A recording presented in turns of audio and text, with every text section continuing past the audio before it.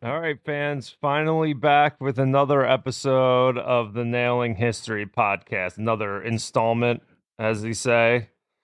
We can all blame John for the delay in getting back to this, so which I think most of our fans would probably know anyway. Hey fans, I'll take responsibility on that one.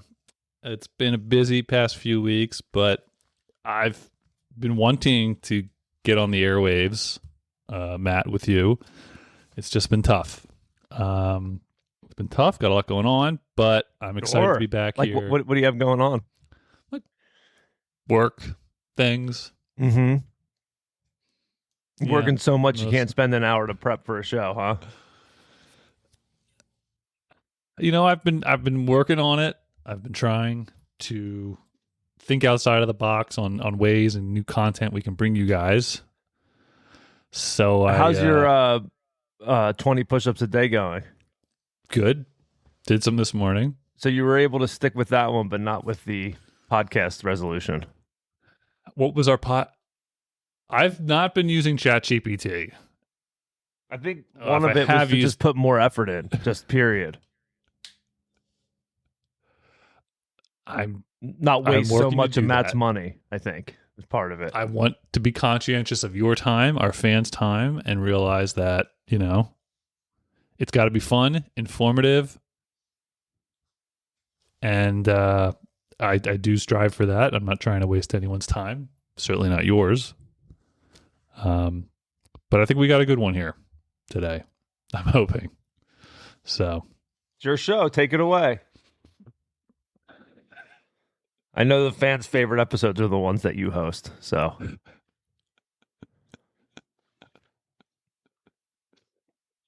I haven't seen any recent polls on that, confirming or denying that. So, we haven't got any fan mail. No fan mail? Mm-mm. Nothing, huh? Dang.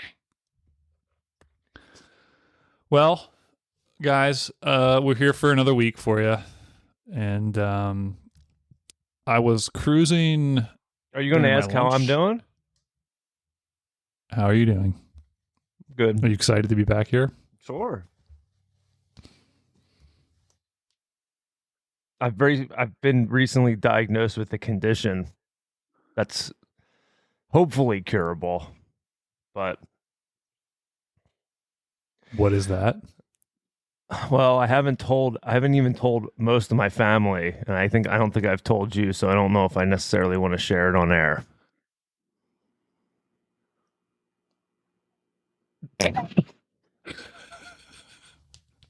Okay. Yeah. Is that a true story? Yeah. Just hope everyone has me in their thoughts.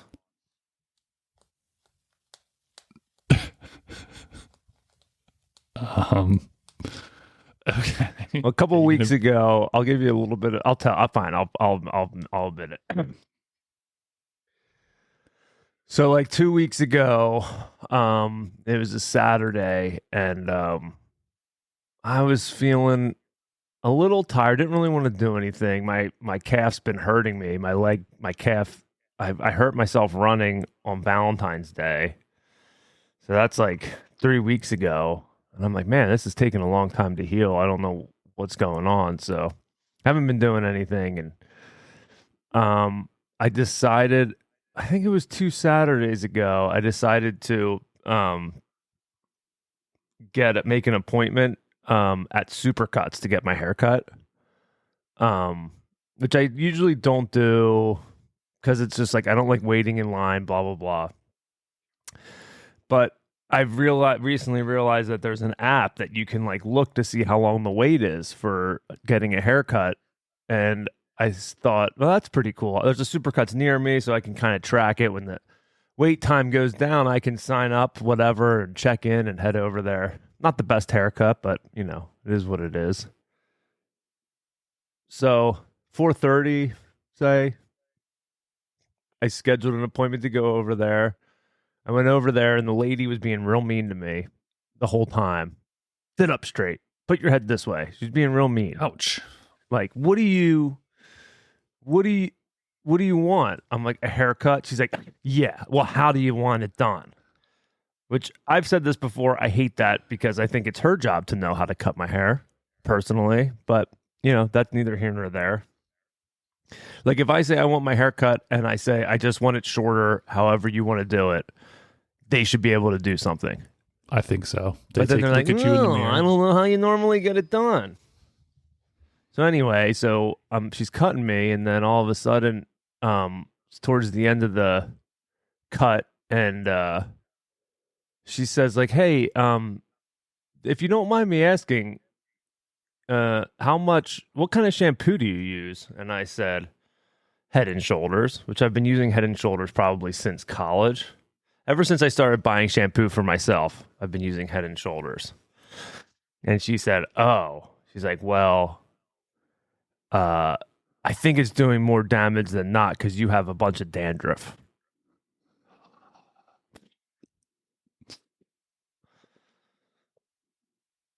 That was a gut punch.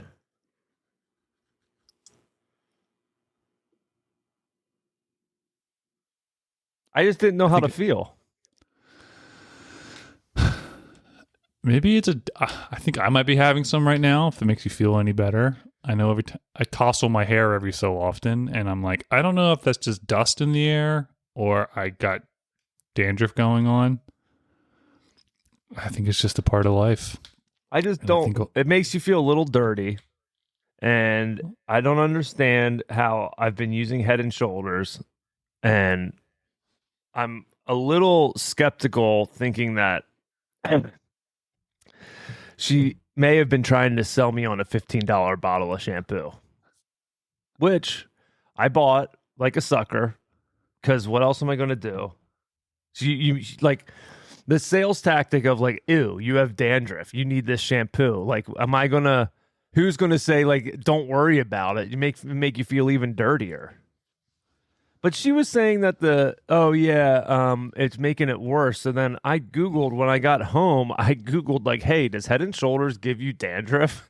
And everybody was like, no, it's supposed to not give you dandruff. So who knows if I had I never noticed it before, but she was being whatever. So she gave me this tree oil shampoo or something. Yeah. It was $15 for like a small bottle of it. And I mean, it is what it is. I mean, I will say I use Head and Shoulders most of the time, but for a couple months there, I had run out of shampoo. And like when you run out of shampoo, you don't realize you run out of shampoo until it's out. I'm not one to keep like spares around. I don't think ahead like that. So I'm in the shower. I don't have any shampoo. I didn't know what to do. So I started using my camp shampoo, which is hair, like shampoo, body wash, conditioner, laundry detergent, and dishwashing. It's all in one camping, and I think it's good for like going into rivers or whatever. Okay. So like that was kind of, I guess you could consider that my emergency stash of like shampoo. Because I don't keep real shampoo, so I didn't have shampoo. I'm like, well, I got to take a shower. I'll go get that because I knew I had it. And from our trip up to the Adirondacks, I think I bought it for that. So I got that, and then you kind of just, problem solved for a while. So I probably used that for, I don't know, 2 months or so. Oh, before you got this haircut. But then I had gone back to Head and Shoulders for at least a couple weeks before getting this haircut. So it could have been from that. I don't want to knock Head and Shoulders, but I will knock Supercuts. That lady was so mean. Speaking of suits, let's give a shout out to the Black Tux, one of the greatest institutions in America right now. Real easy to deal with for rentals. It's cool. This isn't a sponsored advertisement by them either, fans. This is just us. Yeah, a shout out to a great product. It's really cool. What you can do is you go online and you can book. So you can either order it if you have your own measurements, which I don't know how you would get them unless you have a suit that fits you well. If you have your own measurements, you can send them in the mail and they'll mail you a suit. If it's in stock, they'll mail you the suit. and you can try it on. And if it doesn't fit, you send it back or whatever. I don't know that whole process. Or they have some locations for like a showroom locations where you can actually get fitted in Nordstrom's. Well, mostly Nordstrom's all throughout the country. There's like 25 locations. And the coolest part about the whole thing is it's very simple. You go on, you book online, you find a time that works for you, you book on it and everything. And then the best part is 4 days before your appointment, they'll call you and cancel it and not give you any other options. Just say, sorry, bad news. We got to cancel it and you got to cancel your appointment. So if you want to reschedule, go online or call this number if you need help. Click. So really great customer service. Like it, and it's the best part is even when it's a very convenient time for any, like where a Saturday at 12:30 I would say is probably one of the more popular times for these types of services to be given. And it's just funny. It's so fun that even those times they can't accommodate you. So really good. The Black Tux, theblackTux.com, TheBlackTux.com. And for anyone else out there who might have asked been a groomsman in any wedding, just know that if you do call their customer service and you say, hey, the groom said I need to get this color tux, they won't necessarily recommend you to do a different fit of the same color tux. They may well recommend a totally different suit color for a groomsman. So that's always fun to deal with too. And what's really fun is when you rent a suit, they mail it to you 10 days before the wedding. So if it was a destination type wedding where you might be heading to the destination of the wedding maybe a week beforehand, when it comes 10 days beforehand, you only have 3 days to like take care of any problems that are there. So really fun. It's going to be a really good time, and just living on the edge. So if you like that adrenaline rush of living on the edge, then go to theblackTux.com, TheBlackTux.com. All right, you want to get started on the episode, John? Now that we got our sponsor in, let's do it, fans. So take it back a few weeks here. So Matt and I were looking for ideas for a show. I am anyway. And so I get my lunch break. Yeah, you're the only one pulling your own weight. You're right. You're good. I got you. You're good. Yeah, I forgot. So I was at lunch, right? So here I go. I'm walking around, and I end up walking into a Whole Foods. I work in Baltimore. Go into a Whole Foods. And I'm just kind of cruising around, killing time. And lo and behold, I see a picture of what looks like, I don't know, say a 73-year-old John F. Kennedy staring me down in the face. And I walk, and it's a magazine stand. And it says, "What If? A Book of Alternative History." And that perks me right up. I'm like, that looks cool. I got to check this out.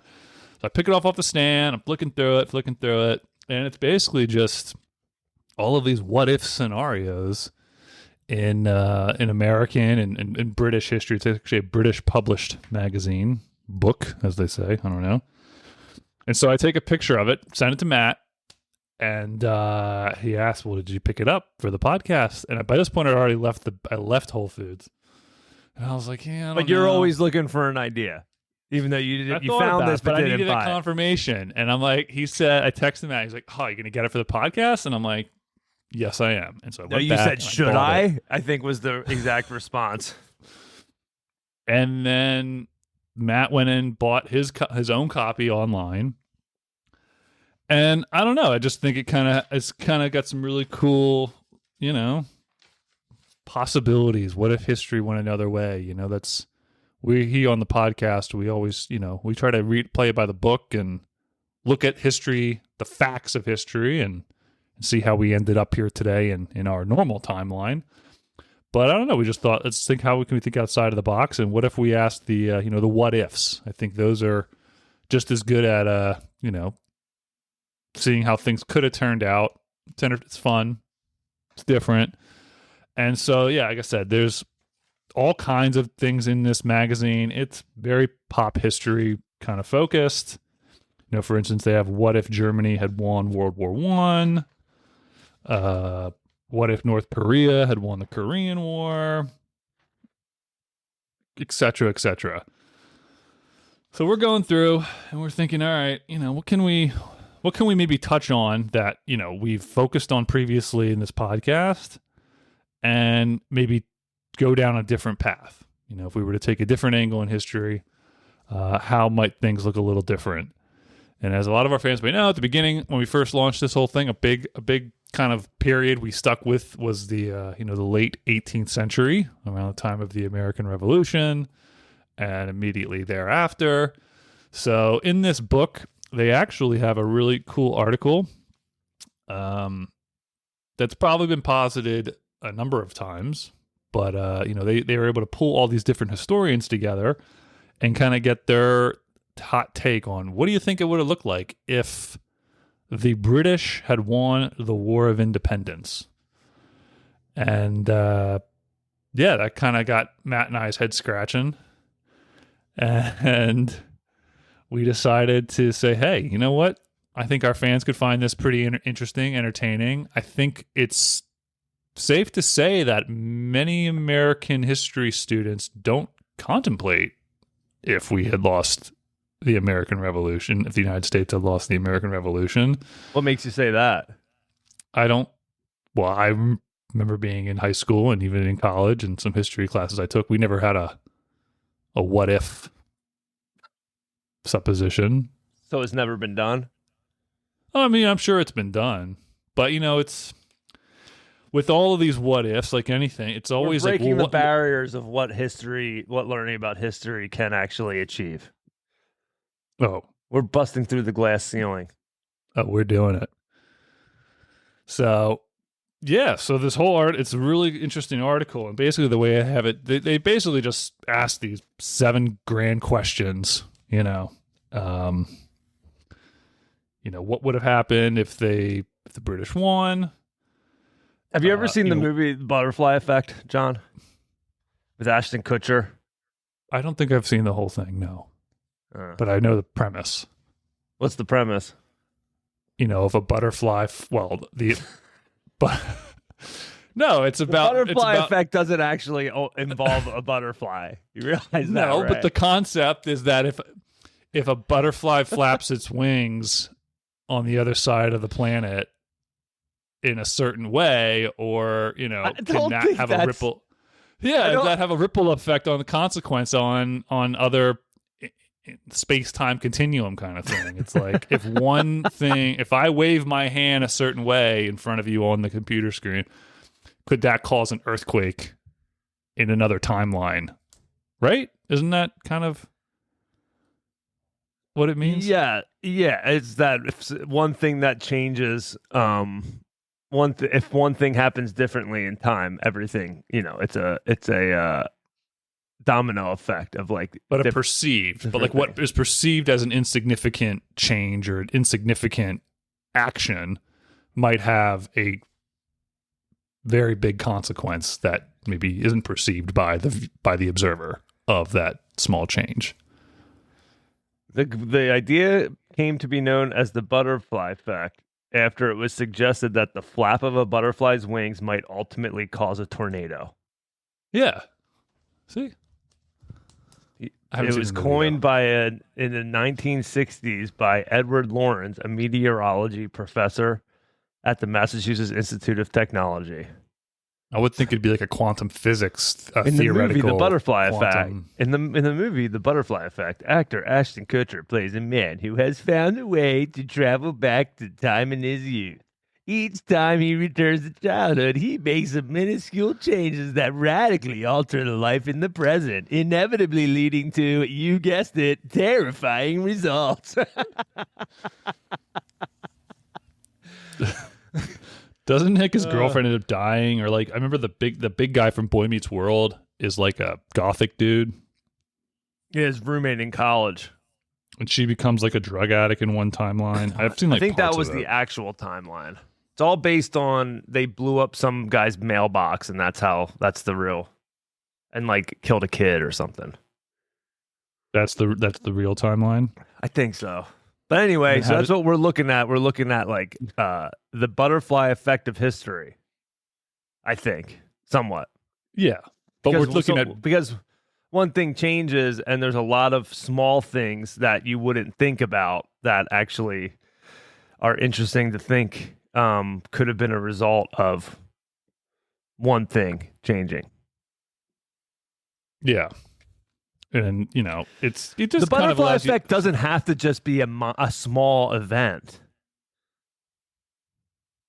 but that's kind of what.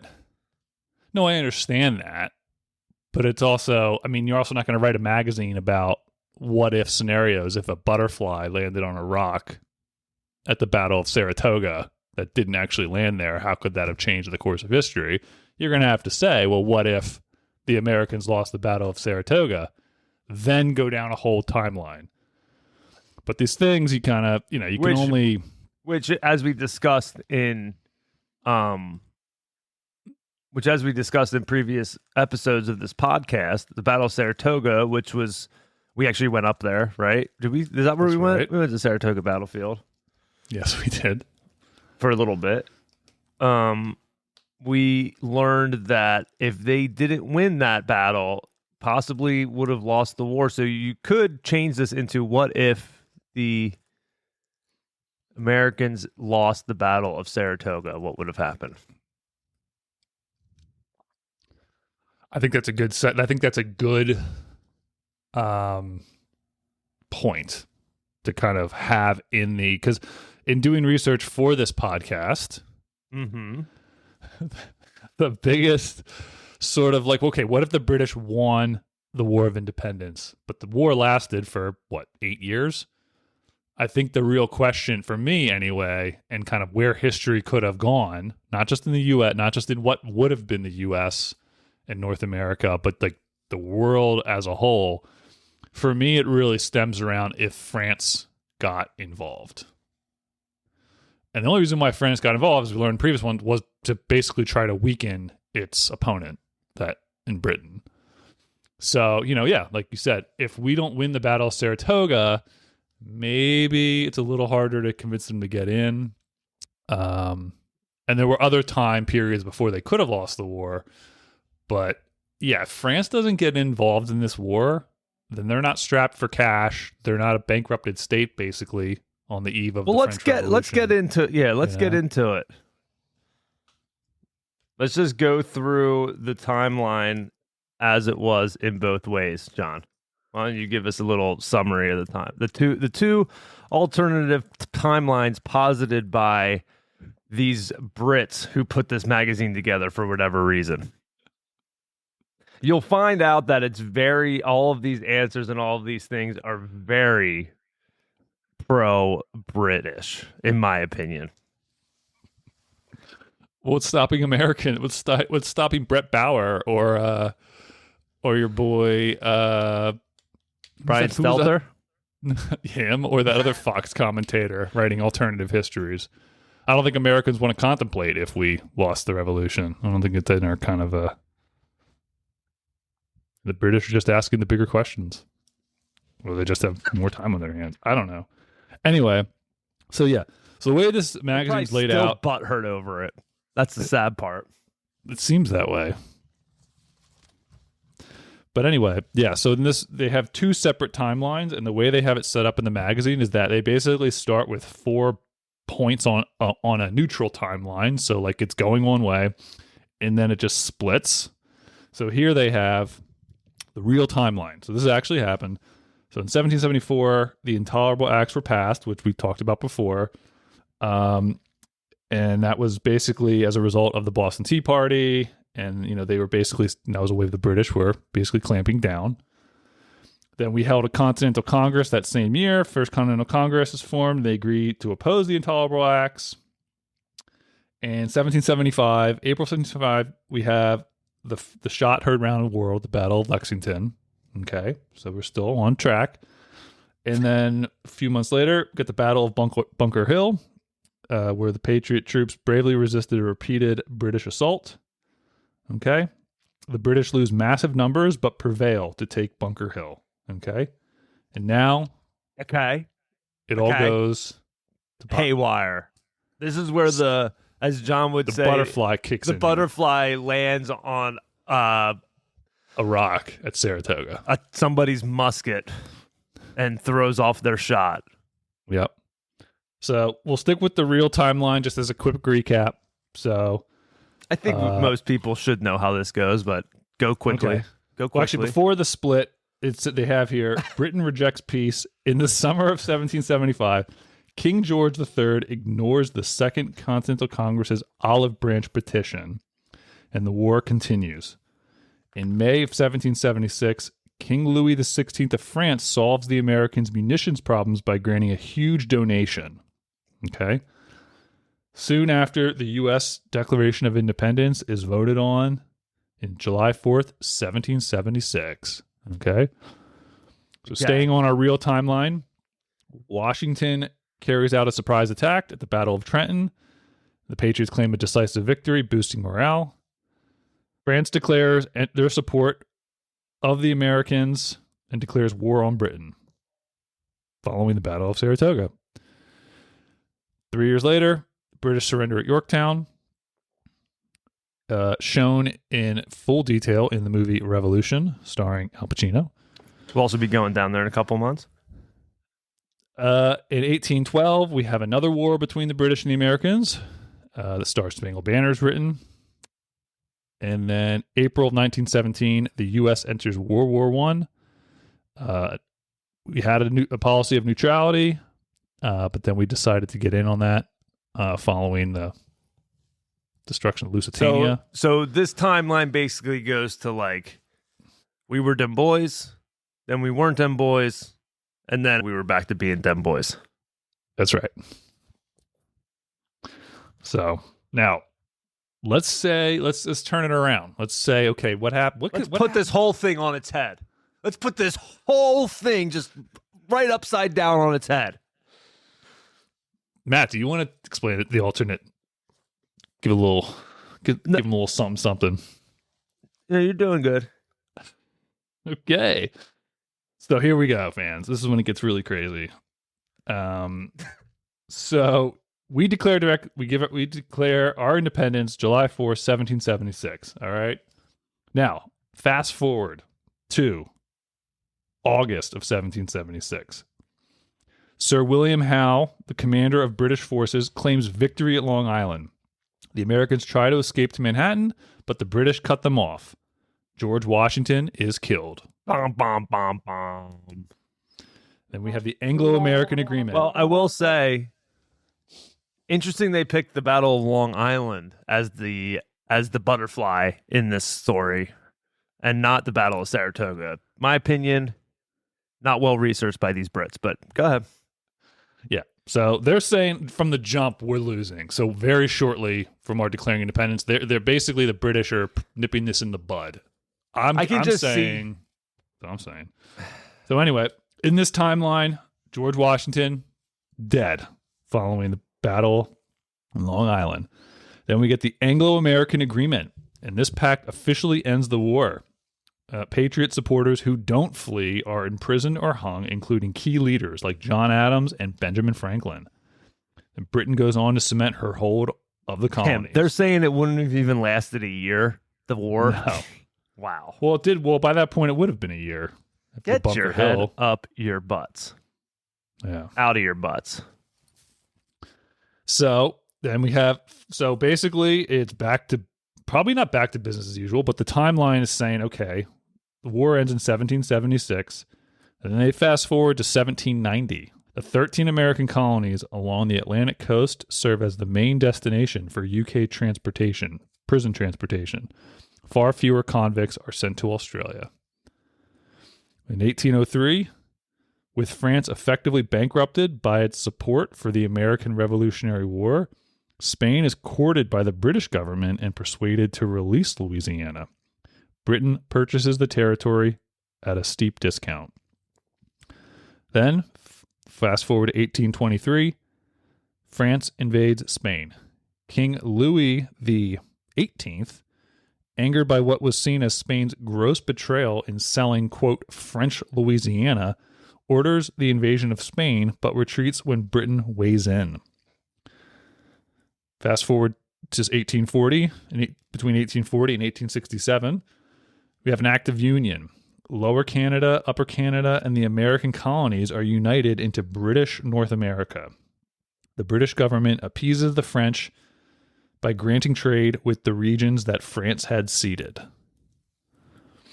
In 1868, American population booms. Controlled immigration into British North America has gradually increased, with transportation of criminals to both America and Australia ending in 1868. That's where they ended, huh? That's where they ended. That's where they ended. Well done, Brits. Well done, chaps. I will say so basically their they're saying timeline. that America would have been a bunch of criminals. That's would have, yeah. Cool. They would have sent more to Georgia. Australia wouldn't maybe have been as important. I think I agree with you. I think they could have done more with this timeline. I think there's a lot more what ifs they could have actually tackled. Like they didn't that's even what we're mention here for. Napoleon, and that's what we're here for. So we're gonna make our own timelines.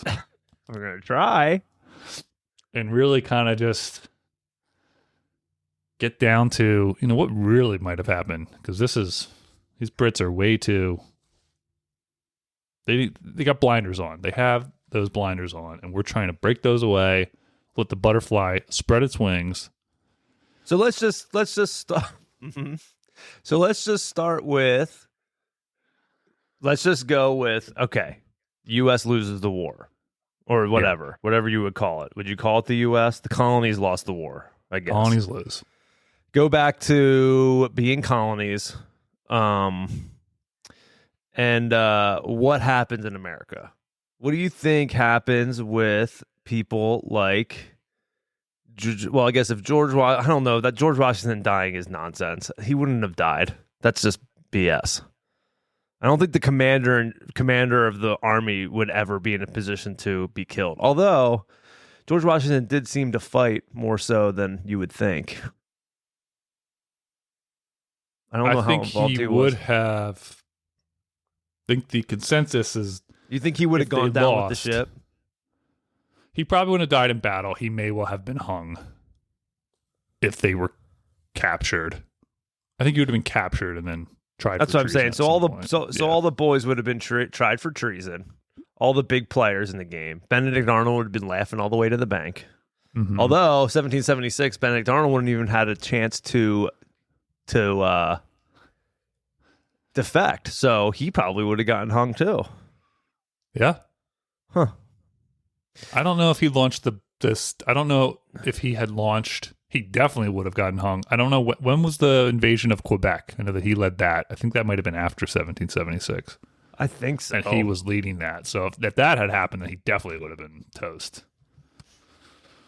Oh, you mean it would have happened before? Like he might not have been as big of a player. Big enough. Well, of he a might not player have been to on get like hung. the British radar as much. Yeah. 1775. So no, he would have been. So in this, he would have been toast. Well, there you go. So you think about there's a butterfly. There's one butterfly. Butterfly number one. Benedict Arnold would have been hung instead of, and defecting. maybe a hero to some that if there was any patriot sympathy, he could have gone. He could have died with honor. I think you would get a similar and then situation. You wouldn't have the colloquial phrase of dude, you're such a Benedict Arnold. What do you think it would be? You wouldn't have that. So these guys get hung. Now, what do you think would happen with westward expansion? So we talked about the Louisiana Purchase was kind of the biggest part of westward expansion.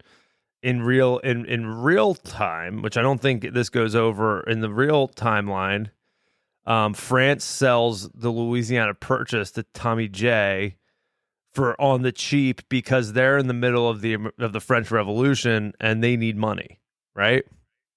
Yeah, but the French had bought it from the Spanish, or it was ceded back to the French in 1800. Right. To Napoleon. Because they were so it was French. Spain got the territory after the French and Indian War, the 7 Years' War. Right.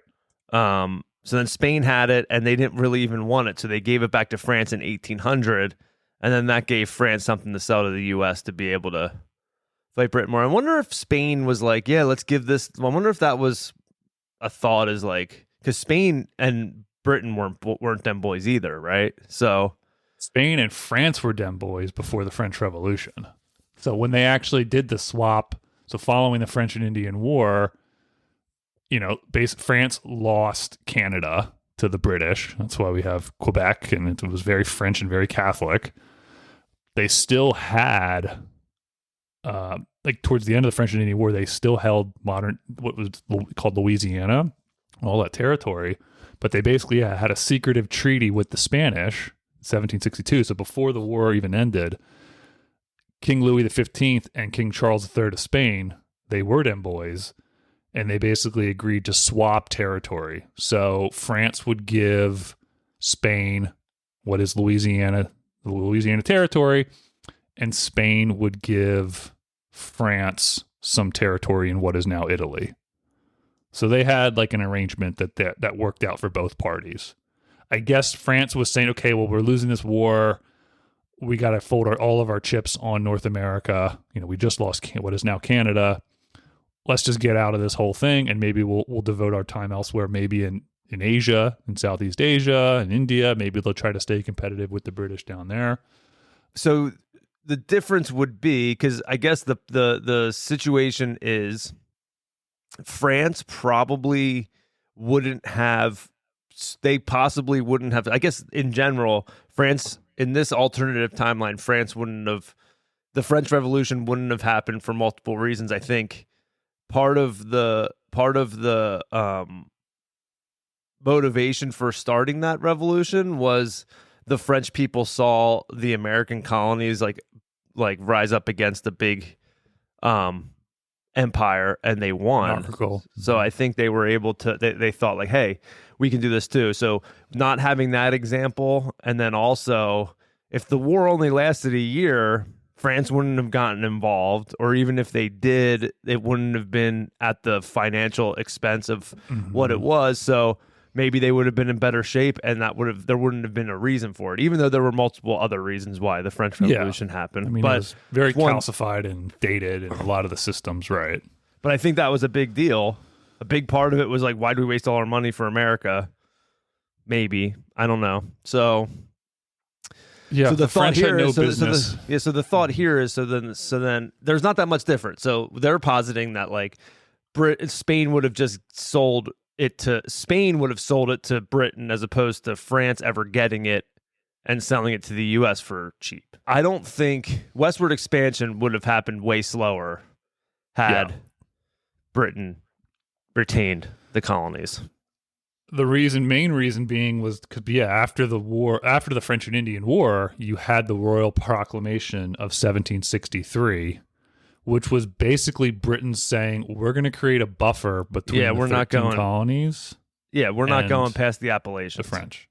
Right. Because they don't want to, I think it was mostly for the Native American. Like, I mean, it's French territory, but it's for the Native Americans. I think that the one of the main reasons for that is they don't want to spend any more money. Like, right. It's border cost. defense. Yeah. Like, that's the big reason they had to basically bring troops, and why the British were taxing Americans is like, they would say it as, well, you're paying for your own defense. Like, we just fought a war in a way for your benefit, and now we have this Western frontier we need to protect, and we're going to charge you taxes to be paying for it. And, we have people in Britain paying stamp duties and other taxes that they've been paying for decades. By the time it comes to the colonies, it's like, yeah, you got to pay your fair share. I mean, I think that was kind of what the British were saying. I think they were kind of making a little bit of a Trumpian argument. You got to pay your fair share for your own defense. I think they overstepped their bounds, like having to forcing troops to be quartered on the dime of colonists. Like, I think that was a big whoopsie.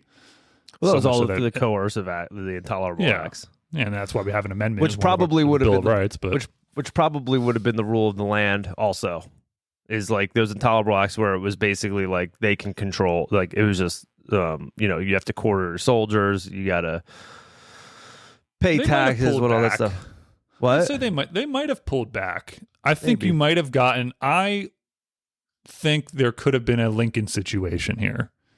I think like with the Confederacy, I think there Oh, could have been a let them up easy I don't. mindset. Like you don't Mm-mm. think they would have thrown the book at them? Yeah, they were I already think maybe doing it. certain regions, maybe New England more than the South. Like the South, they were still producing, raw materials and goods, granted with slave labor at that time. And Well, that's I don't another know if point the I want to get to. South, That's another point that I want yeah, to get to in a little bit. sure. So we're stuck on westward expansion. So we're here. I think that's pretty much it. I read somewhere in this magazine that was this. I think is one of the most heavily leaning British opinions or arguments that I read in this thing. They basically said, like, in reality, Great Britain didn't lose much from losing the war. They still were able to trade freely with the U.S. and on top of that, so they were able to still trade and make money, and their economy didn't really get hurt that much in that sense of like Right. trade. And they were able to do that, and they also didn't have to spend the money of governing and defending the colonies. Right. So Yeah. it was kind of like a win-win for them at the end of the day. So if you really look back at it, in the I'm curious if the British were just like, if the British mindset is just like, why did we even do that? We should have just let them be free. Yeah. Well, hindsight's 2020, and I don't know the British knew that they were going to have someone like an Alexander Hamilton or John Jay or people promoting a continued close tie with That's the true. British Empire even after independence. But you got to If- figure that yeah. there's no way the colonies are going to be able to survive on their own. But whatever. Yeah, I don't know. I just think the king you were seen as a subject and you were in open rebellion and you have to be dealt with. And, we gave you a pretty long leash for 150 years. Yes, you've been governing your own affairs, but okay, you have local autonomy. You're claiming, rights of these ancient institutions that you'd say your other, British, your fellow Englishmen would have, but you're stepping out of line. Like you still need to know who holds sway here. So I think that's why they would have said we got to prosecute the war. But yeah, I think of hindsight being 2020. Fast forward to the British in 1805 when they're in the height of, if they're fighting, they wouldn't have a Napoleon to be fighting possibly. So like, yeah, I think in hindsight they probably would have maybe not prosecuted it much, or they would have just been more lenient to the colonists in their desire for self-government. I don't know. It's So that takes care, in my opinion, that takes care of the geographical thing. I also think if Mexico became a problem, which some of the research I was doing outside of this, everyone was asking, okay, yeah, the French Revolution, sure, maybe the French would have been in a position, had they not gotten involved in the American War, the French monarchy would have been in a position to maybe be open to a constitutional monarchy. Maybe they would have made some reforms in kind of like in a British model to kind of appease, certain landholders, the clergy in France or what have you. They would have been in a position to stem that tide. Other stuff I was reading saying, well, the Mexican Revolution probably may well have gone ahead.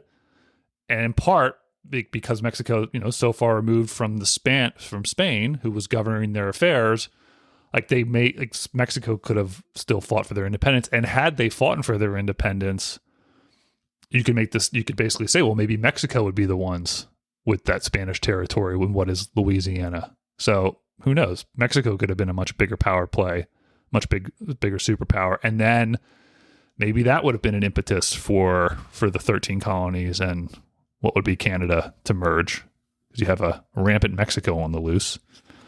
Yeah, there you go. Yeah.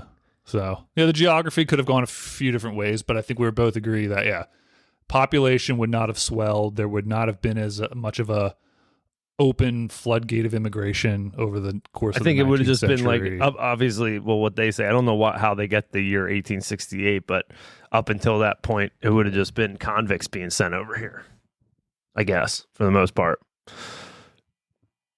Yeah.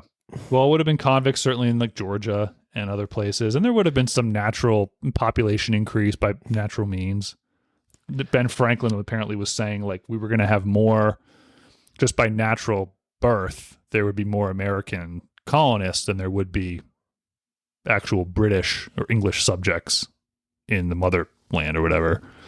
So that might have also changed the dynamic, but I think probably would have happened anyway. I think it's almost inevitable that the independence would have happened. If it would have been a war or not, I guess that would have been the real question.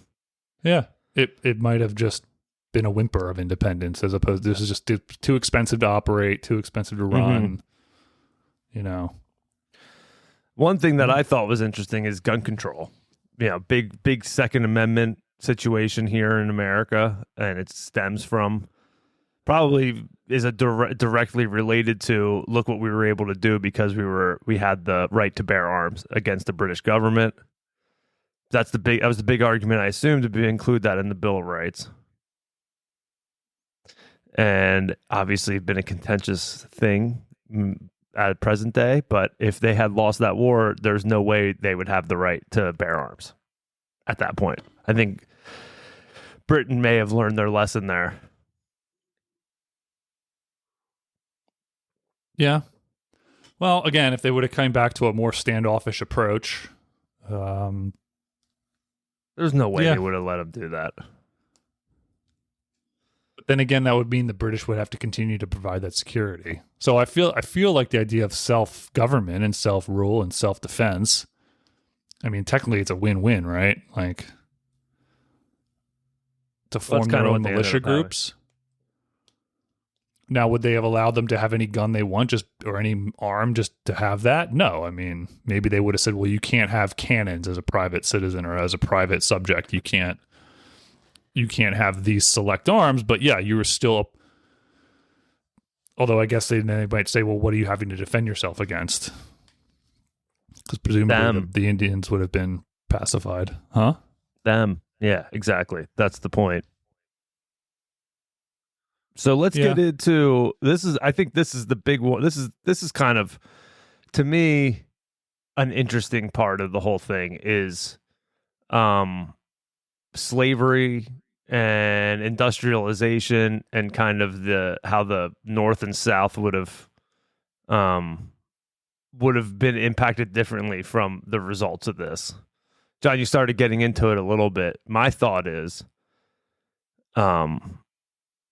so slavery was outlawed by Britain in 1933, right? I think that's when it was like 1833. Yes.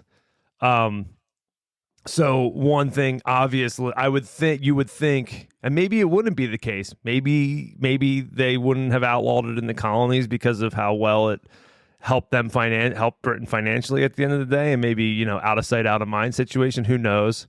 But my thought is, if it was like, it would have been. So there were a couple things that I thought are an interesting flap of the butterfly wings as it comes to slavery. Is we talked about this a little bit. I don't know if there would have been as much of a push for industrializing the colonies as quickly as it happened, because you would think that Britain might look at it as like, well, we have the textiles, or we have the industry here. Mm-hmm. We're just going to use the colonies for their farmland and all the, agriculture, what they had been doing to that point. You don't have Alexander Hamilton pushing for industrialization in the North. So if there wasn't that much industrialization in the North, there wouldn't have been as much. I don't know if there would have been as much of a divide between the North and the South as far as slavery goes, because one of the reasons why the North was so, were so, I don't want to say they were so anti-slavery, but they were more have an abolitionist ideology, is in reality, it didn't hurt them in their pockets as much because they weren't as much of an agriculture. They weren't utilizing the slavery, the benefits to that. At the end of the day, you can say it was for, it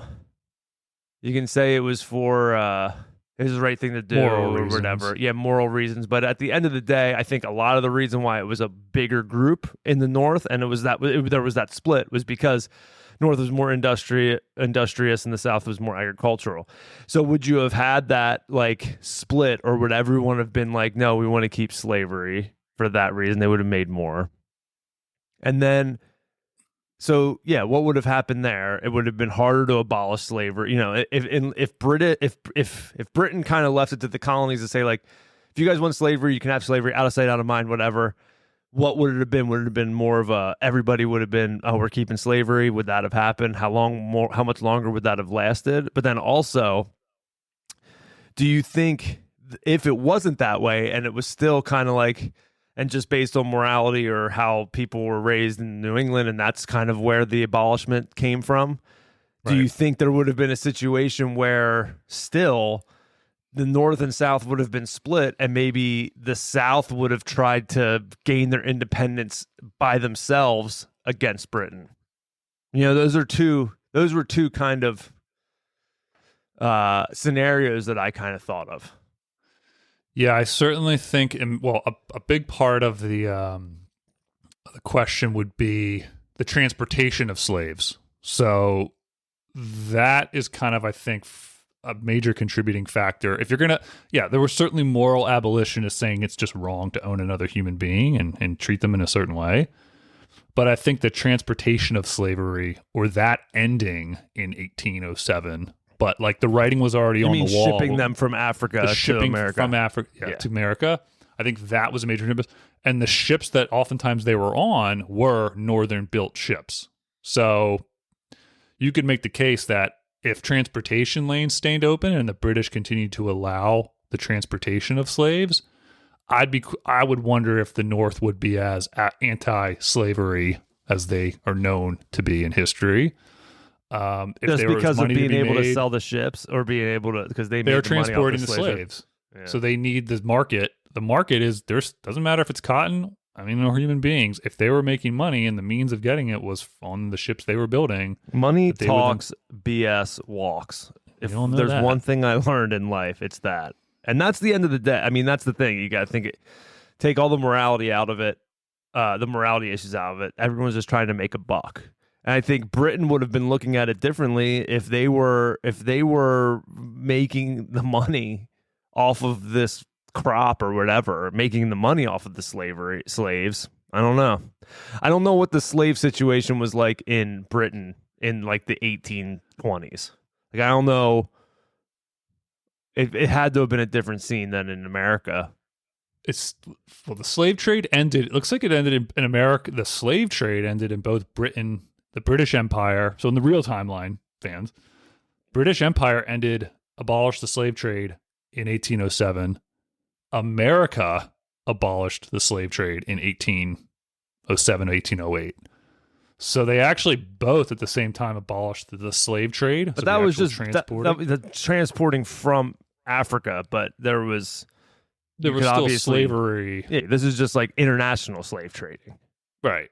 But then, and then at the same time, and I don't know the exact timeline of how all this stuff went, but America, up until the Civil War, they were working on like a slower abolishment of slavery, in a sense that, like, if you were born before this year, any of your kids are free or whatever. I think that's kind of how they started doing it. We won't get into Abraham that. Lincoln, yeah, right. We won't get into that, but it's not like it was like 0 to 100 in 1865 or whenever the actual emancipation happened. But anyway, go ahead. I don't know where I left. Well, I also think we have to consider the underlying. So what happened, right? Why do we have Haiti? I mean, Haiti is a country today because of a slave revolt that happened to their French overlords in the 1780s. So you think they would have been more vulnerable to a slave revolt? The Caribbean, primarily in their Caribbean. I would think even more so in their Caribbean possessions, in the West Indies and places like that, where the slavery system was. Yeah, but who cares really about brutal. that right now? We're talking about America. I think the slave revolt. Yeah, I think they. Well, you have to look at it as a whole. If you're talking about the whole British Empire winning the war and them being, I think they would have still ended slavery probably in the 1830s. I think Southern slaveholders would have been very resistant to it.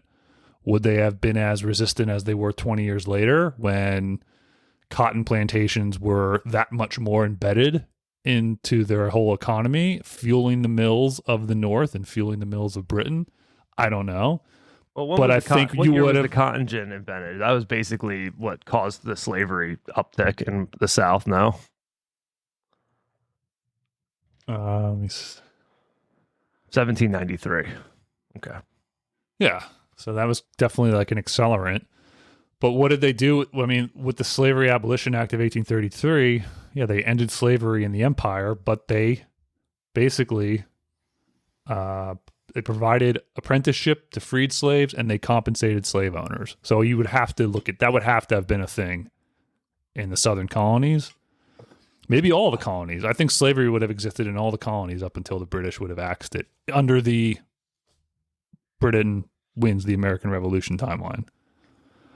I mean, slavery was still a thing in New Jersey in 1865, before the 13th Amendment was passed.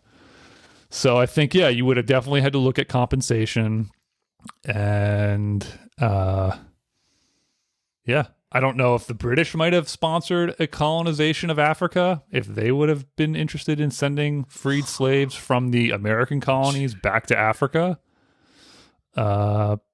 Maybe, maybe not. But I would say this, if they did free the slaves and there was, however many millions of these newly freed people, and they still had the rules on the books of the 1763 proclamation where you can't move west, then you just increased, your free population by this and that. I don't know. There would have been something that they would have had to have done, I think, to free them, had they freed them. But I don't see why it would have been any different, like them abolishing slavery elsewhere in the empire. I think it would have been. I think it would have been more of a financial benefit for them to keep it in the colonies. Yeah, of course it's a greater financial benefit. No doubt about that. That's why I'm saying they might not have done it. That's the question. Well, the colonies weren't just the only asking the questions that haven't been asked, John. We're turning it upside down here. We're turning history on its head. That's what we talked about. Depends. I think depends you have a hard time having any kind of imagination. Do you have an imagination? You haven't mentioned the word India once in this conversation. Speaking of imagination, the crown in the British, what would be the crown in the British Empire? You're not even taking into consideration all of British possessions in this alternative timeline. You just think the American colonies are the bee's knees of the entire British Empire. That's what we're talking about. But it's not. It's not necessarily the case. India was already there. How is that having an imagination? Talking about India. You don't have an imagination, I don't think. It's amazing. I've never met somebody who had no imagination.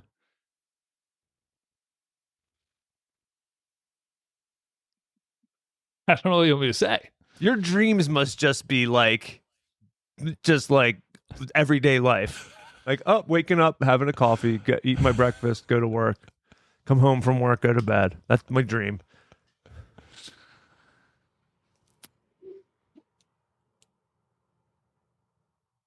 You can't have any fun talking about anything that happens differently. I want to have fun. I'm here to have fun. I'm here to have fun. Okay, let's talk about India. Fun.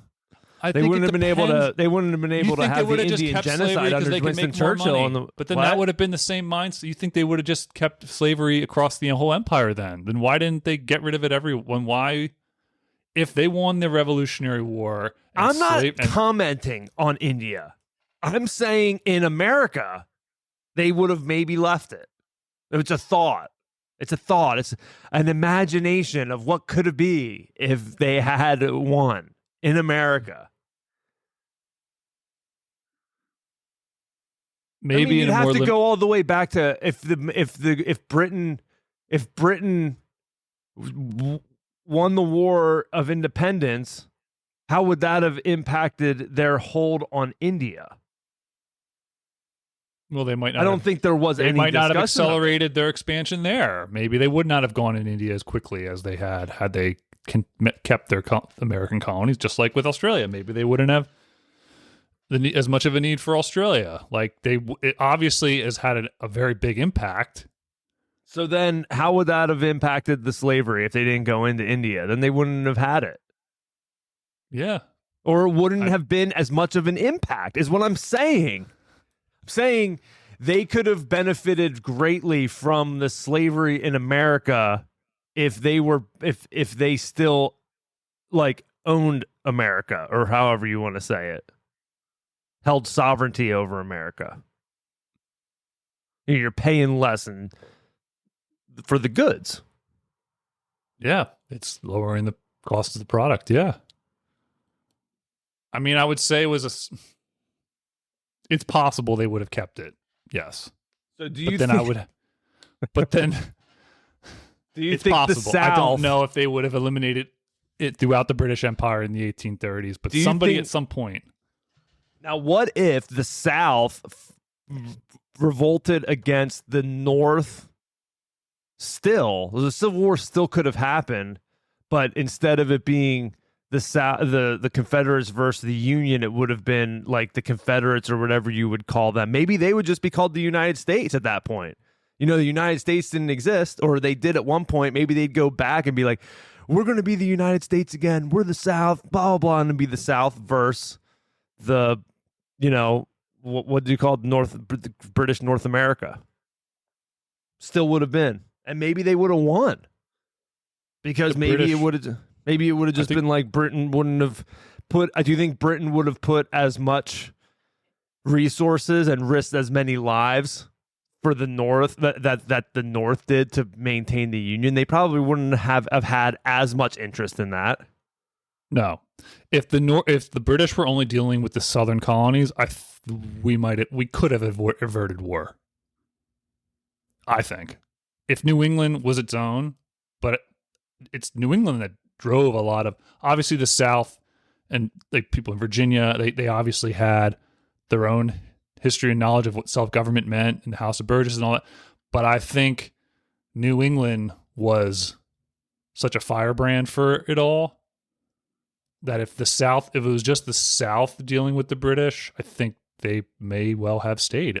There was even books, I have one right here, about should the Confederacy rejoin the British Empire during the Civil War. There was talks of that too. And they were like, well, we struck a bad deal with these Northerners, with these New Englanders, and we took a rotten deal joining in union with them. Should we look at returning to the British Empire, even if that means giving up slavery? Because dealing with these guys is even a greater form of tyranny, and we're shooting ourselves even more in the foot by staying as part of this union with this that's an northern aggressor. Way to look at it. But that's not this. This is, we're talking, that's a different timeline. We're talking timeline. We're staying with these butterfly wings. I got it. You're getting way into the 3, 4, 5 different butterflies. So I don't have an imagination. So I do have an imagination. Is that what you're trying to say? I don't think you do. I truly don't think you have an imagination. I've never met anyone with less of an imagination. Let's get some background here, okay? In 1772, Lord Mansfield's judgment in the Somerset case emancipated a slave who had been brought to England from Boston in the province of Massachusetts Bay and helped launch the movement to abolish slavery throughout the British Empire. So even 3 years before American independence, the ball was already rolling in England about emancipation of slavery. The case ruled that slavery had no legal status in England, and as it had no common law or statutory law basis, and as such, someone could not legally be a slave in England. This is 1772. However, many campaigners, including Granville Sharp, took the view. I don't want to hear you read about I don't want to hear you read this article to the fans for the first time. And I don't think the fans want to hear it. I think it would have still ended. I don't think the dollar sign necessarily would have been the be-all, end-all. Well, it's because you don't have any imagination. Well, I'm just reading the history. I'm trying to read the actual history and make it... But we're in an alternative history, John. We're in butterfly effects. We're in Ashton Kutcher's universe that he created with that fine film. Let's move on. Okay. I think the South would have given up, more likely to give up slavery under the terms they would have gotten from the British than what they were getting from the North. Well, there you go. There you have it. I think it's so, John, when we had our pre-show, you said the phrase "stayed like a breadbasket"? I'm not sure what you mean by that, so explain yourself there.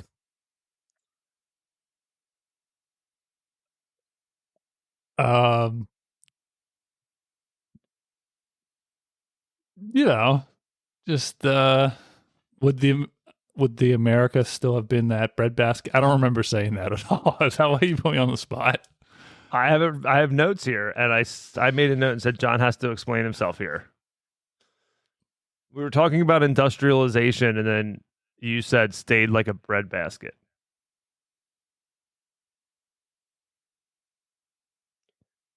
Like, yeah, it would have been. You were saying about it being just more rural, and it would have been a colony that like fed the mother, What that does fed the factories is of that what a the. breadbasket means? Oh, like they were like the silver, like the yeah. That's what a colony is technically. I mean, they're at the service of the empire to provide food. Well, that's kind of what we were just talking about. Okay. Just like Sicily I think was it's the fine. breadbasket I of the think Roman it's Empire and North I Africa. think it's interesting. The last point I have here that they talked about on this in this little this little Brit rag that we purchased was World War One involvement, which is an interesting thought here. So what happened in just like in the regular timeline, what we talked about was like U.S. and Britain were dem boys, then they weren't dem boys, and then even though they were dem boys as far as like trade and everything, and that I think that was more of a mutual agreement of like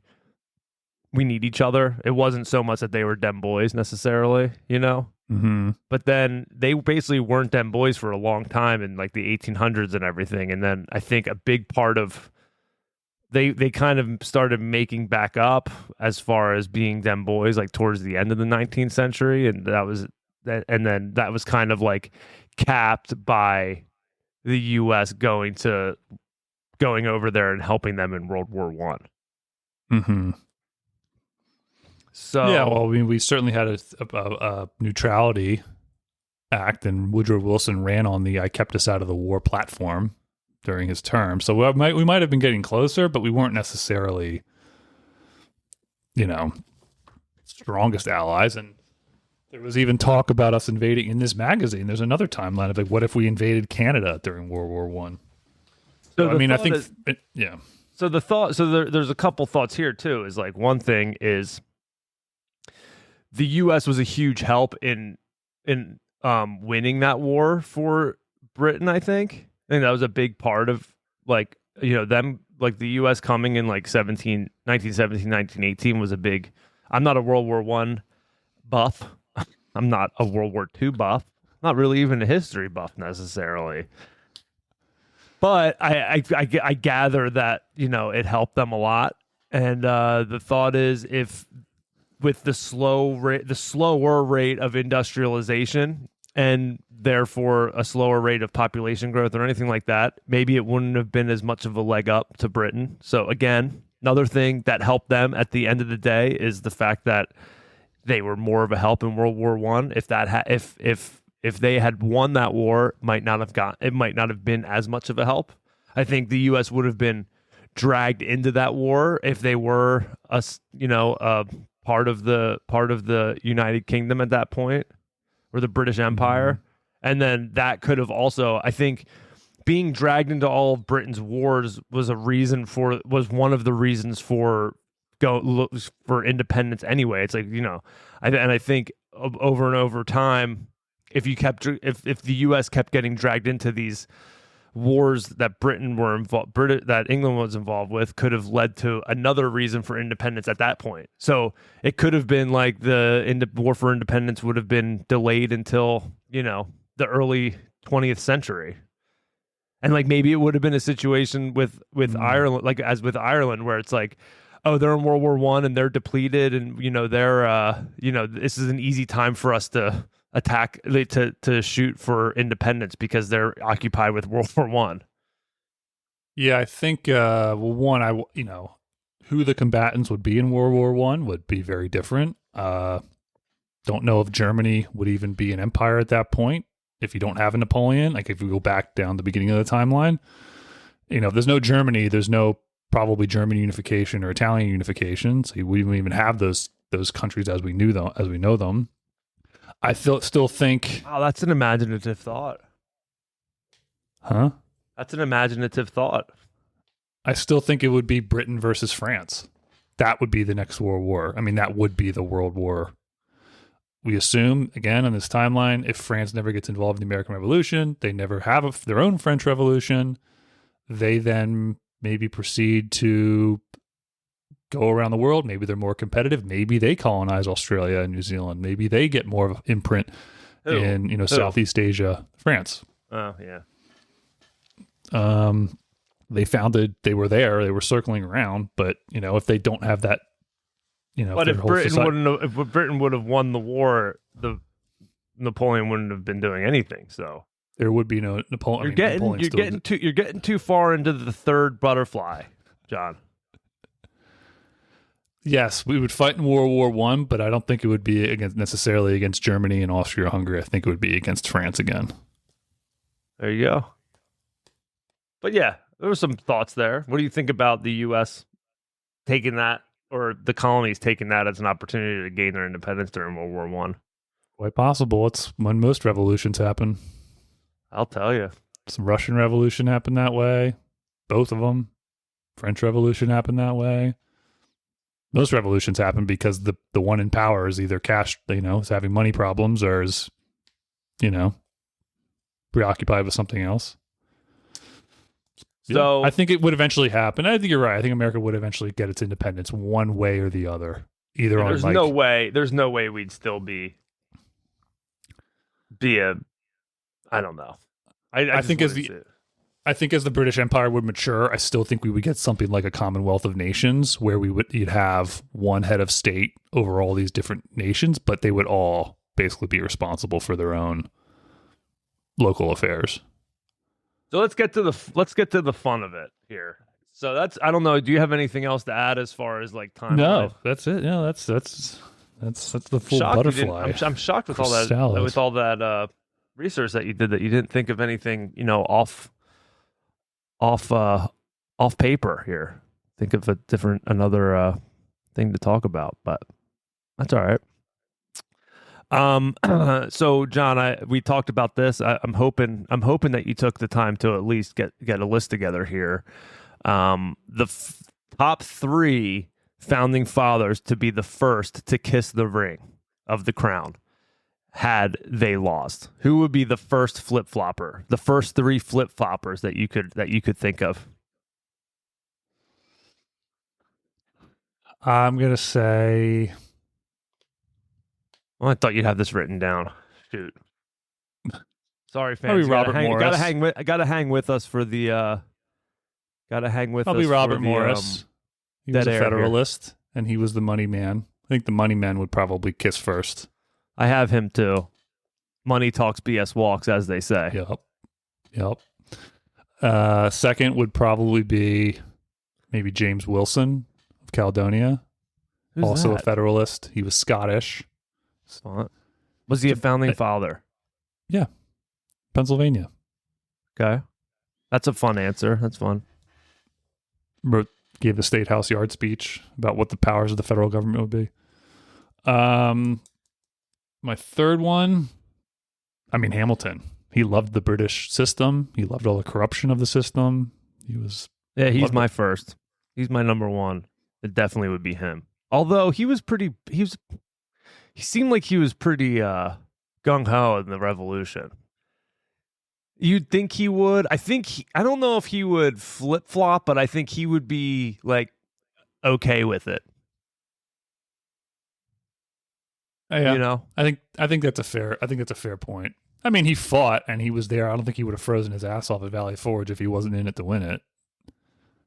Yeah, like he definitely wanted to be, like he was definitely a big integral part of it. So it's hard to say him because of that. But yeah, at the same time, I think he would be like, oh, okay, well, I'll deal with it. Although he might have gotten hung. Maybe we're not flipping it on the head enough. Maybe it would be like a Thomas Jefferson. We just see all the writing, all this and that. I was thinking that, but he's actually on my list of last 2. And the reason for that is he seemed like a bit of a rebel, helping Kosciuszko get out of America with that fake passport. He didn't follow the rules. He wasn't a rule follower. So I think he would have been one of the last. Wasn't a rule follower, but also wasn't a fighter either. He was a what do they call people who are smart? Man. Well, what do they call people who are smart? He was a an intellectual. So you have to be Other people on my list for the first to kiss the crown, John Adams for sure. He would definitely be one. I think he would be number one over Alexander Hamilton, I think. You think he kisses it before him? Oh my God. I think he would have been kissing it immediately. Don't you? Yeah. Him and John Jay would have been over there like yucking it up with King Georgie up there. And yeah, I don't know what those guys were thinking. We had nothing to do with that. Sorry. Francis, you think oh, I know who you would have. One of my last, Francis Marion. Would be a first to kiss? No, would not kiss it. Oh, well, hold on. Him. Stop getting out of order. I got one more. First to kiss the crown. I got one more. Paul Revere. Think so? I do. What did he do after that ride? I think he completely wussed out after that ride. You know what I mean? Mm-hmm. I'd like to think he was kind of like one of those guys who like dipped his toe in the revolution, and then when it got real, he was like, "Oh, whoops." Like I think he was just kind of like, I feel like he was kind of, yeah, this is fun. Yeah, let's rile this up a little bit. Yeah, let's do this. And then when it got real, I think he was like, "Oh, I was just kidding." That's what I think. I could be completely wrong. Coming. I was just telling you they're on their way. I mean, I don't know what were they supposed to do. I mean, they're on their way. I mean, I just saw these guys in red coats. I didn't know what to do. Yeah, I was telling everyone that you were coming so that you could welcome them. I was just letting everybody. Put the kettle on. I was announcing your arrival. Get the tea ready for you. Get some biscuits and crimpets. I was just letting them know. What about Benny Arnold? That's a toss-up. That's actually a toss-up. If we go into the timeline in the book, if it was 1776, if we're going under the timeline where he just wrapped up the Quebec thing, obviously he'd be a wanted man by the British Empire, but he might be over. I don't know if he would have been over it at that point. And would have been like, yeah, you know what? I mean, obviously he wouldn't. The main reason why he flipped was because he didn't feel like he got his flowers for what he had done up in, what was it? Where was he? Was he at Fort Ticonderoga? Was it Ticonderoga that he was at, where he was like the hero and he got hurt, and then Horatio Gates stole his thunder. Horatio Gates stole the show, and Benedict Arnold was like bumming around in Philadelphia injured and didn't think people cared enough about him. That was the whole thing for that. So he wouldn't have had that animosity because of that, I don't think, by 1776. But just his willingness to flip flop like that, I mean, you got to give him. I mean, you got to say he'd probably be a ring kisser, if you ask me. A ring kisser. I don't think Washington would be one of the first, but I think he certainly would kiss it. I don't. Oh, I do. 100%. Well, Washington. It's hard. He loved the country that much. He would say, "I don't want to destroy I don't want to destroy it." I think he would have a Robert E. Lee kind of sentiment about it. It's like we got to reconcile. Like, well, he would have been. He would have been but hung immediately. So you can't really even factor him into the. Or would he mix. kiss it before he was hung? Would he go Braveheart style? Would he go Braveheart? I think he would definitely go Braveheart style. They're literally, well, Braveheart, he's going to be killed either way. It's either he's going to be beheaded straight away or for mercy, or he's going to get like his bowels torn out. I thought he got his wee cut off. What? In Braveheart. I imagine they cut his stomach open and they started pulling out his intestines. Oh, that's what they were like mimicking. That's what, like, before he gets on stage, they have like the the midget with like the puppet, and he's like pretending to like pull things out. And they're like mimicking what's going to happen. Oh, I always thought it was he got his wee cut off, because when I watched it for the first time, I must have been middle school at the time, maybe early high school. We were watching it, and we're always, making comments throughout a film. I was watching it with my dad. My dad, you know how he screams like freedom while it's going on, My dad commented and was like, freedom, freedom. Like, he got his the wee wee cut off. Free. So maybe that's why I always thought he got his little wee wee cut off. You sure that wasn't all that happened? I mean, I guess it was part of it. Well, he gets like stretched on like a rack, and then that's the last thing they do before he cut his head off. And then he yells freedom. Cut his wee wee. Would Washington do that? I wonder. No, I think that's interesting to say. Who was the real man of George Washington? Okay, he's going to be killed. Does he have a freedom moment? I don't know if he kisses the ring. He kind of got drugged into it. That's a tough one. If they saw that George Washington could be a linchpin, if they were like, "We'll kiss the ring," we know we have enough patriots and hotbed people that are still going to be upset. But you are such a you are such a great unifier of men. Like, you bring people together. You are a natural leader. Like, would they keep him alive under the condition that he obviously kissed the ring? Would they keep him alive to keep stuff in order immediately after the war? Or would his own people kind of come after him? Would they be like, how could you surrender? Or how could you let us lose? Like, I wonder if Washington would be worth more alive than dead. Because then you make a martyr, right? And that's not good. That's always going to linger. That's true. I think they would have just hung him like no. But then again, maybe he wouldn't have been the martyr that we now know, because he wouldn't have had all that time at Valley Forge and the crossing of the Trenton. All the mythology surrounding him now, I guess, never would have happened. So, yeah, but they wouldn't really even know him that well. He would have just been the bozo that started the French and Indian War.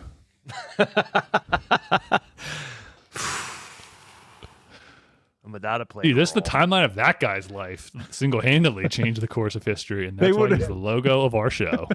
It would have been like, oh my! Like, if he would have been captured, hey Georgie, it didn't work out so well for you this time around, huh? Get us involved in the 7 years war, huh? Well, how's that American dream going for you, boy? I guess the real question is, I just think he wouldn't have been. So here's my list. My list would have been John Hancock.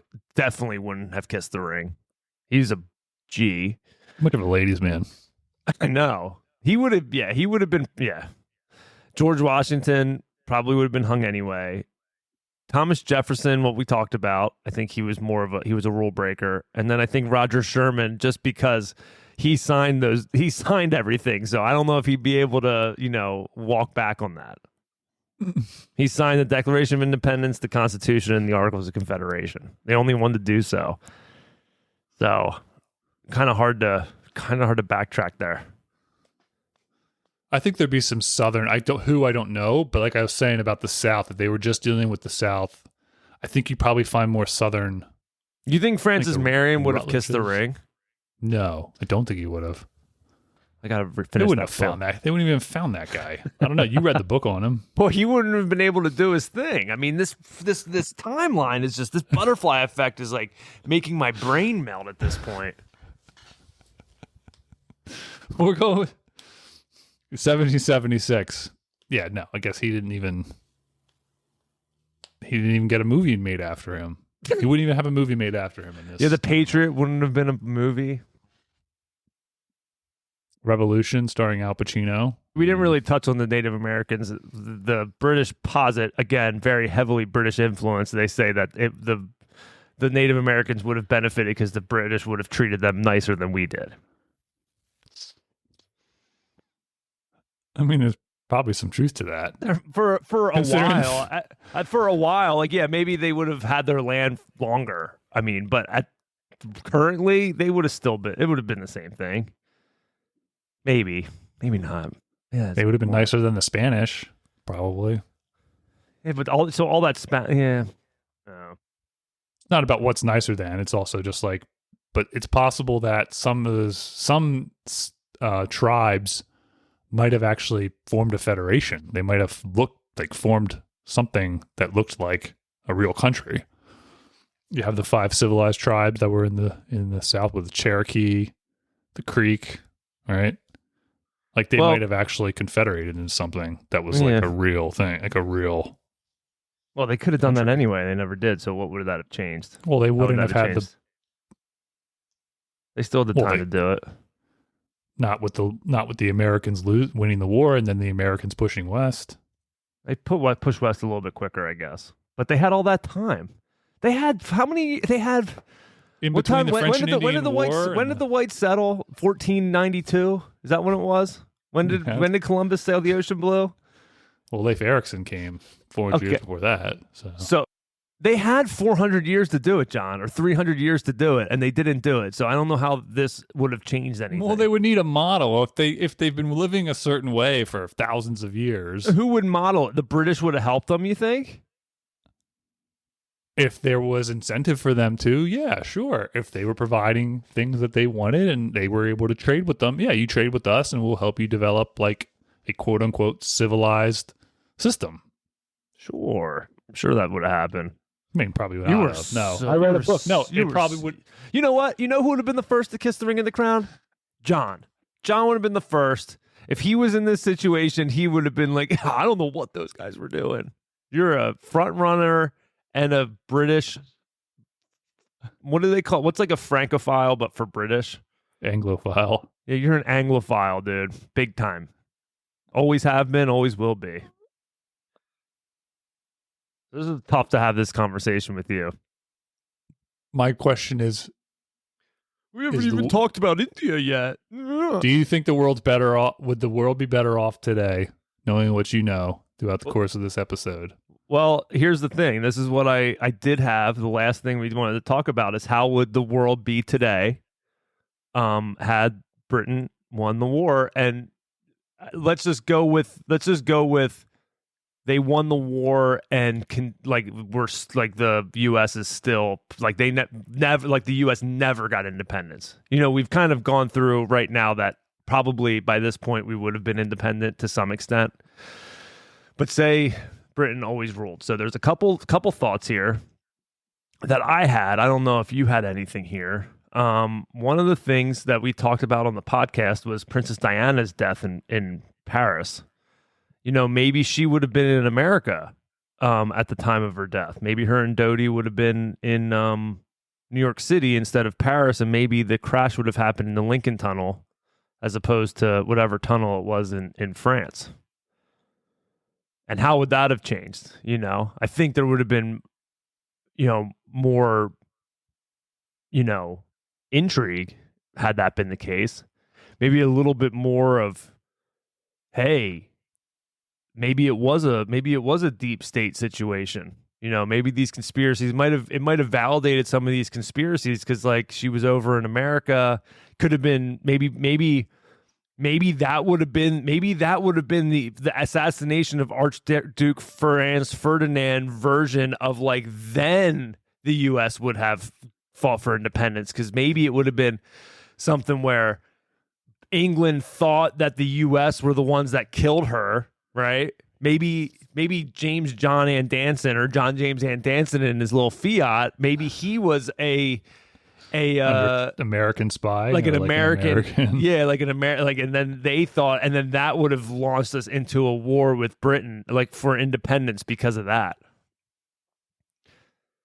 Fiat sales would have probably drastically dropped in America. And the Lincoln Tunnel would be probably even harder to get through. Also, would Traffic not wise. probably ever be named Lincoln. Would probably That's be a good point. named the Tarleton Tunnel, Ooh, maybe. right? Well, I guess he didn't fight yet in Cornwallis. this timeline. Cornwallis Tunnel. Cornwallis Tunnel, the Howe Tunnel. Churchill Tunnel. Pick a commander that fought in the war and stick him on a tunnel. That's interesting. Interesting thought there, right? Yeah, like they let things fester just for all these hundreds of years. Like we just become an outgrowth of Europe, like just like things that just have to go beneath the surface for hundreds of years until they eventually bubble up. And yeah, eventually somebody kills Princess Diana. Yeah, it's Yeah. interesting. Yeah. Maybe the Titanic never would have sank. Maybe the Titanic would have never been a thing, and then we wouldn't have that movie. Because people wouldn't have been coming here. Exactly. They Or would have the been down to Titanic, or it Portugal. would have been a bunch of convicts on the Titanic, and they all would have drowned in the Arctic, and no one would have cared. That's There you go. 500 fewer meals we need to provide those guys. I got a couple other things. Comedy wouldn't be that great, just in general. British humor, I'm not a fan of. I don't know if you are, John, but I think it stinks. You got the UK version of The Office versus the US version of The Office. I think the US version is immensely better. I think Ricky Gervais is one of the least funny men in the world, in my opinion. That's just me. I don't like British humor. I don't think it's funny. Craig Ferguson, another example of somebody who's very unfunny to me. And just in general, I think comedy, although comedy now is pretty in the dumps, in my opinion, since Trump became president, back in 2016, everyone's too preoccupied with that nonsense that they're not being fun, or everyone lost their imagination and now everyone's like John out there. So comedy would stink and food would stink. We wouldn't have barbecue. Think about that. We'd probably be cooking up fish and chips on the 4th of July as opposed to cooking up some ribs with burgers and steaks. Well, yeah, we wouldn't be because we wouldn't have pushed into the West to actually graze those lands with cattle and. Yep. But fish is good for you. Would be get those omega-3 still. Well, no, they wouldn't be if we didn't industrialize as fast, and there wouldn't be as much mercury in the water. It's true. Man, this butterfly is going all up and down. Yeah, I tell you. What do you think? I still think now. New England Now, would... what did your prep work get you to about how life would be today? That was one of the assignments that you were given, so I assume you did it. Yeah, I think. Man, it would be fun if we both were able to bring opinions to this about royal what life would be family. like I don't know if the parliament. keep it fun. No one cares about what parliament's like. We have to drive on the other side of the road. That's a good one. I don't know if I've I done would it like before. that. It's fine. It's not the end of the world. It takes some getting used to, but it's fine. But you have to, if you drive manual, I was going to say, I don't know if I'd be able to shift with my left arm. I'm not coordinated at all. we probably have still manual transmission. Don't the British drive a lot of stick shift too, or is that just like Maybe. continental Europeans? When you're driving a manual car and your driver side is on the right side of the car, so your shifter's on the left. Is the clutch You're shifting still with your left hand? Is the clutch still the left pedal? And are the gears in the same? Are they still like left to right, or are they right to left? So it's like an Arabic setup. You're reading right to left. I mean, definitely not the same thing, but kind of. How would our teeth be? Dental hygiene. That's. Oh. I mean, we have fluoride in the water. Yeah. I don't know. Did they ever they've improved dental stuff in England, I'm sure, at this point.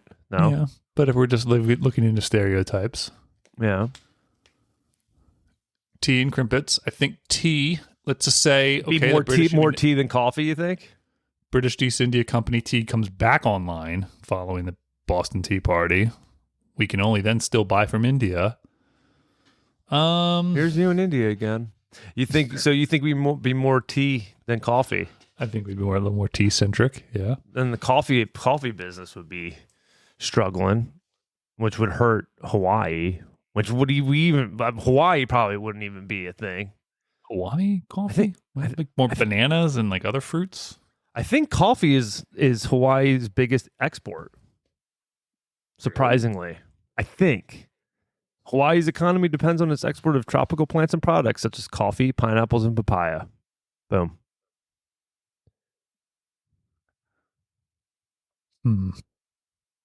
The Observatory of Economic Complexity. We wouldn't have Italian food. We wouldn't have Italian food because the Italian unification would have happened, forcing all these Italian migrants to come over. So yeah, we wouldn't have Italian food. It'd be very bland. And it would be more like Puritan. I think it would be even worse than like what we think of British food now. New Englanders ate some nasty stuff back, like they literally had all the fresh fish around them and they still ate like porridge. Yeah, I They just still think like food willingly would be decided really to bad. eat crappy food. Yeah. It would be bad, but we presumably, if they were still in India, we would have spices to make the food taste better. Sure, but it still would stink. Why do they have bland food if they like their food stinks? Like, what's your favorite British dish? I get probably fish and chips. Which Like is shepherd's pie? fine. I like shepherd's pie depending on what's in it. I consider that more of an Irish influence, I would think. Guns. Scones, they're British. They're not French. I think they're British. When I think of scones, I think of place of origin, United Kingdom. Mm-hmm. Little clotted cream. Did you know shepherd's pie is supposed to be made from lamb? That makes sense, yeah. It does, but I've never had it with lamb. Have you? I think it's only had with ground beef. Yeah. I'm not a huge lamb fan. I would eat it. I think there would be more lamb in our diets if we were still British. Yep. They do. Maybe, I don't know. We don't there. we don't have a lot of lamb in America, so we'd be importing it, I guess. Or do you think we'd have more lamb? I think just lamb would be in our diet. That would, instead of maybe. But I'm saying cattle. like raising lamb. Would that be more of a thing? Yeah, I think so. Yeah. Food would suck. Food would suck big time. Last thing I have here, John, for your last thoughts. Would we be better off had Britain won the War of Independence and we were still under their control? I have here, I think, quotes from you when we did our pre-show saying, I'm listening to founding fathers saying the same thing 30 years after the war. Thanks a lot, Andrew Jackson. What did you mean by that, do you think? That people were basically saying that we left one form of tyranny to go into a lot of Americans would have said we left one form of tyranny that was at least an ocean away, and we traded it for a tyranny that was right on our back door. They're probably still saying that now. The American government, federal government, and all the regulation that came with it. And when I say the 30-year comment, I meant very soon thereafter, people were like, this whole union thing isn't going to work out because we have way too different, and not even 30 years, like we're talking like 6 years into Washington's presidency, there were people saying, we need to get out of this thing. Then the War of 1812, New England was like, we got to get out of this thing, but we only remember when the South said we got to get out of this thing. Because they actually did. Not if you ask the radical Republicans. That's what I meant by that. Andrew Jackson, comment about Andrew Jackson was about him and the force bill, forcing the tariff on South Carolina, and kind of being the pro, what do you call it? Kind of the beginnings of the imperial presidency and imperial government within the United States. Now we have the American empire. Because empire has to grow and consume and grow. And it doesn't really check itself until it wrecks itself. Mm-hmm. Would it be better, genuinely speaking? Your answer is yes. I can answer for you. You would love it. You would love it. You'd be waking up watching Paddington, waking up for the royal weddings. You would just put your fancy People hat are already on. doing that. You would People do are it. already doing that. You would do it more so. You personally would be doing it. You refrain from it because it's not part of the culture. But if you were given off for that, you'd be having a little tea party with all your little friends, waking up at like 4:00 in the morning to watch the royal wedding. I know that's what you would be doing. Or the funerals. Be a little more free trade for what it's worth. I don't know. All right. Well, I guess that's all we got here. We left it with, I guess, the final thoughts is John thinks that we will be better off if we were under British rule. All things considered. It's under the current situation with limited states' rights that we're seeing and the use of the power of the central government, federal government over the lives of citizens across these 50 states. I think it's at least an argument that could be had. I would rather keep my parents thousands of miles away, not know what I'm up to, than if they're right next door.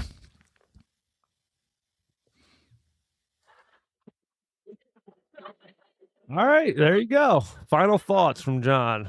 That's all we have. Hope you guys enjoyed this. I think that went pretty well. It was pretty fun. It was a nice little test to do this with something that we might be more familiar with, and then maybe we can go into some other options here of other what ifs. One of my favorite what ifs is if the Beatles never formed, apparently Iggy Pop would have been a very popular band. Iggy Pop and the Stooges, according to these Brits that wrote this magazine. So not quite sure why Iggy Pop would have benefited the most from the Beatles never forming, but hey, I'm sure he's reading this thing being like, man, I have so close. Now, I guess we know what he's doing if he gets a time machine. Because he's going back to Liverpool in 1959. Dude, that would be. There's a move. There's a Bill and Ted's Excellent Adventure. Bill and Ted's Excellent Adventure with Iggy Pop. The three of them. Hey, Iggy, where you want to go? To Liverpool. Liverpool. Oh, cool. Because we were supposed to go back to like 1776 to make the British win the war, but yeah, sure, we'll just go with you instead, so you can become more popular. Yeah, I think it was a good test. I think it was fun. I liked it. I enjoyed it. I hope our fans enjoyed it too. And thanks for your patience. Make sure you like, share, and subscribe, and shoot us a note over at nailinghistorypod@gmail.com, or send us a text message. Just click that link in the description. It says send us a text message. You click that link. Don't delete anything that something's going to auto-populate into the text box. Don't delete it. Just start typing from there, and then we'll get your text. And give us a what if scenario. And or let us know if you think we'd be better off, or what did we miss? What do you think? What's a different butterfly that could have been an effect? Name another butterfly that we missed. Or if you think it'd be better off, or a what if scenario that you'd like us to cover. And if it's in this magazine or whatever you want to call this thing that we have, we might do it. If it's not, might be tough. We look forward to hearing from you guys. Always. Pins and needles. Please text us. But until then, stay curious. Let us know what you want to hear. Just let us know. And we'll talk.